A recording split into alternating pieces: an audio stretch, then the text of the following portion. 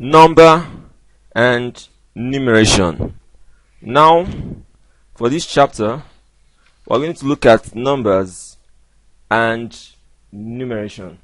Now what this means is, let's say when we started with numbers 1, 2, 3, 4, 5, 6, 7, 8, 9. These are single digit numbers. Single digits. Okay? Double digit numbers are numbers with 2 digits, like 22, 52, 98. Now for these single digits, they are called units. Now these are multiples of 10, so they are called tens. Okay, so that's where we derived our tens and units. Okay, so if you have a number like 52, this is a 10, this is units. Then for 3-digit numbers, they are above 100 and they are now represented called 100. So 336 will now be 100, 10, and units 336. Now above this we have the 1000, 100, tens, and units. 100, 10, and units.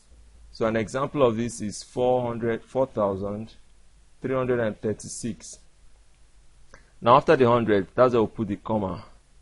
So when you have a number like this, 1, 5, 6, 7, you count from here backward and the comma stays there. So this helps you pronounce the number or write it in words. 1,567. So that's how you pronounce it. Okay, so now let's look at other numbers in thousands, 10,000 and 100,000. So for 10,000 you have something like this: 10,522, put the comma here. For 100,000, 522,367. It's this way. Then for millions, millions are greater than 6 digits. So an example could be 1,256,760. So when you count the number of digits here, it's always 6, and that's how you have your millions. Okay, so for millions also, let's look at this.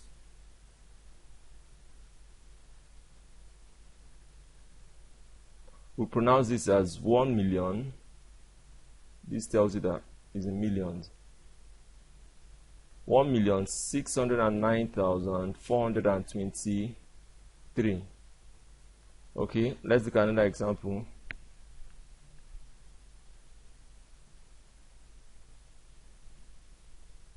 Okay.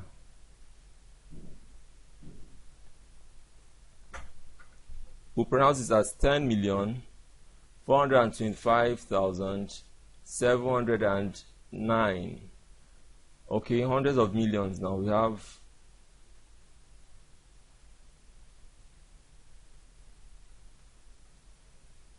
967,101,007.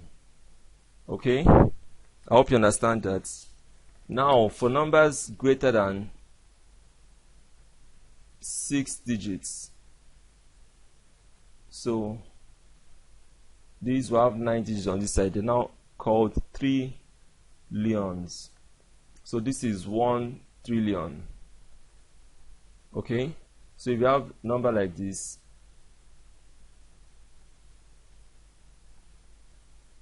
so once you look at this side, it tells you that it's in trillions, 9 of them. So this is 1,422,000,001. Okay, so we've learned how to pronounce in words, and don't forget that you count from this side. 3, you put a comma, 3, you put another comma, and 3, you put another comma. So that helps you know how to pronounce your words. So this is the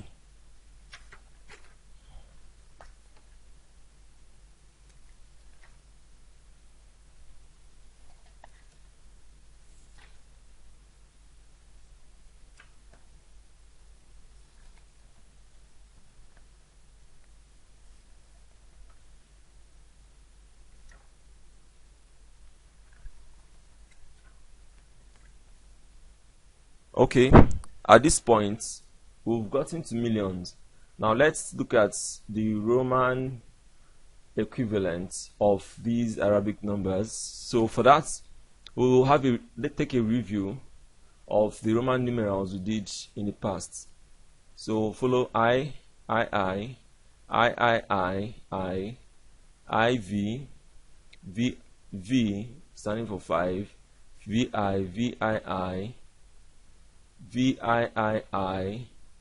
I, X, and X. So let's now count from 10. X, XX, XXX, XL for 40, L for 50, LX, LXX, LXXX, XC for 90, when C for 100. Now let's count from 100. We have C, CC, CCC, C, what now? CD.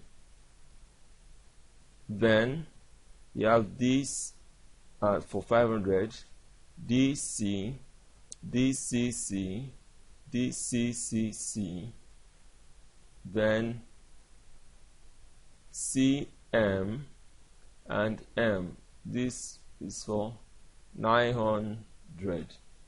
Okay, so this is 1000. Then from here, 1000 is M, 2000 automatically becomes MM, 3000 MM, and so on and so forth. So this is where we'll stop.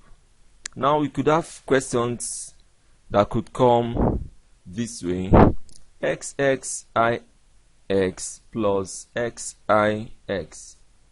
Now how can you add these two numbers? The first thing you do is to convert them back to Arabic formats. XX is what? 20. IX is 9, so this is 29.